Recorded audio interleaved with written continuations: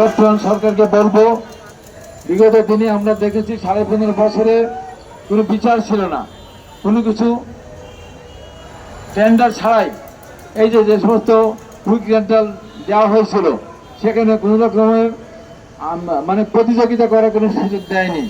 সরকার ইচ্ছা মতো কিছু কোম্পানিকে কাজ দিয়েছে, পার ইউনিট বিদ্যুৎ কিনেছে, কারোর কাছে 13 টাকা, কারোর কাছে 15 টাকা, কারোর কাছে 22 টাকা, বিভিন্নভাবে তাদের সাথে আলাপ আলোচনার মধ্য দিয়ে তাদের উপযুক্ত মূল্যবান দেওয়ার মাধ্যমে যারা রফা দফা করতে পেরেছে তারা একটা কমে নিয়েছে।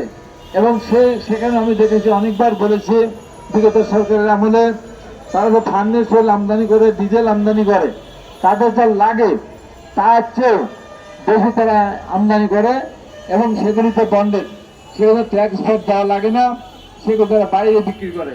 তারা খুবই অল্প মূল্যে ক্রয় করতো, কিন্তু বাইরে তারা বিক্রি করতো। এমন একটা মরণ ফাঁদ ছিল যে কারণে বাংলাদেশের অর্থনীতি ধসে পড়েছে।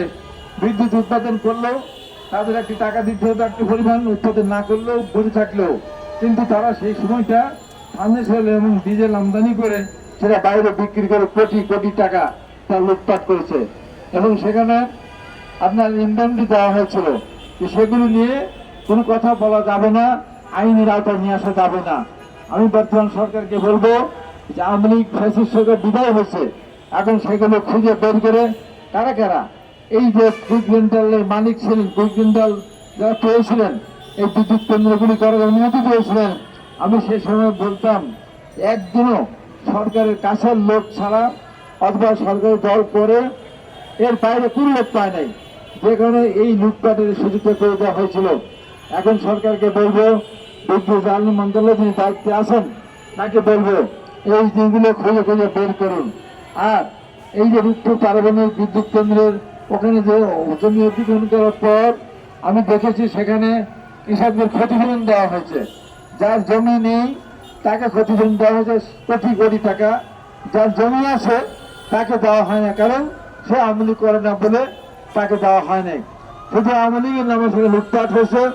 আমি পারমাণবিক ওই বিদ্যুৎ কেন্দ্রের যারা দায়িত্বে আছেন তাদের কাছে আমি মৌখিকভাবে বলেছি, তবে লিখিতভাবে হয়তো আমি জানাবো, আল্লাহ যদি সুযোগ দেন, এগুলো খুঁজে বের করতে হবে। কারণ লুটপাট যদি আমরা বন্ধ করতে না পারে বাংলাদেশের অর্থনীতি কোনোভাবে সামনে থেকে এগিয়ে যেতে পারবে না।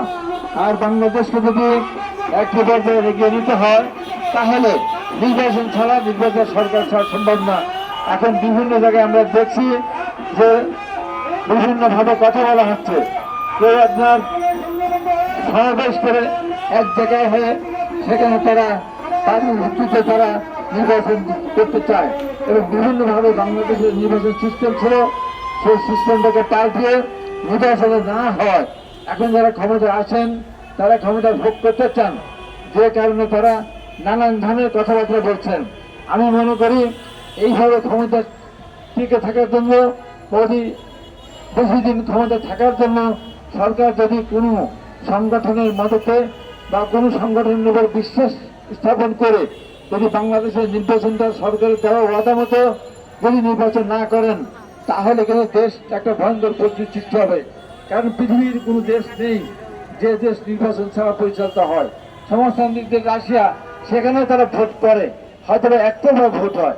অন্য দেশে 4 বছর 5 বছর পর সব জায়গায় নির্বাচন হয়। বাংলাদেশের কি একটা সংস্কৃতি আমরা পেলাম, 5 তারিখের পর অনেকে বলাবলি শুরু করেছেন, অনেক শিক্ষিত লোক, বড় বড় সাংবাদিক, তারা বড় নির্বাচন দরকার নেই, নির্বাচন দিয়ে কি হবে, ওই তো নির্বাচন হয়েছিল, কি হয়েছে, এই যে সমস্ত কথাবার্তা বলে। নির্বাচন যদি সঠিক মতো হয় তাহলে সেই নির্বাচন দিয়ে যে কি হয় তার প্রমাণ দেশনেত্রী বেগম খালেদা জিয়া দেখিয়ে দিয়েছেন। 91 সাল থেকে 96 সালে যখন ক্ষমতা হস্তান্তর করেন, এর সাথে সবশেষ যে বাজেট ছিল সেই বাজেটে প্রায় 95% বিদেশ নির্ভর বাজেট ছিল, অর্থাৎ বাজেটের সমস্ত টাকাটা বিদেশি লোন ছিল।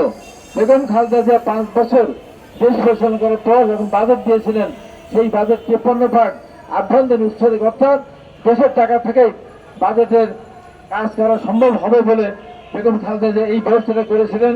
কারণ সেই সময় আমাদের সাইফুর রহমান উনি অর্থমন্ত্রী ছিলেন, উনি ভ্যাট প্রথা তখন প্রবর্তন করেছিলেন। যখন ভ্যাট প্রবর্তন করলেন তখন অনেকেই বলা হতো, অনেকেই বলতো, আওয়ামী লীগ বলতো বিএনপি একটা ভ্যাট সরকার।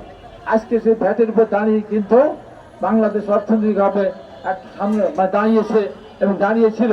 যদি বিগত সরকার সেই ভ্যাট থাকা সত্ত্বেও দেশটাকে 3 টাকা জিনিস 30 টাকা দিয়ে 3 লক্ষ টাকা দিয়ে ক্রয় করার ব্যবস্থা করেছিল চুরি, যে কারণে বাংলাদেশের অর্থনীতি ধসে পড়েছিল।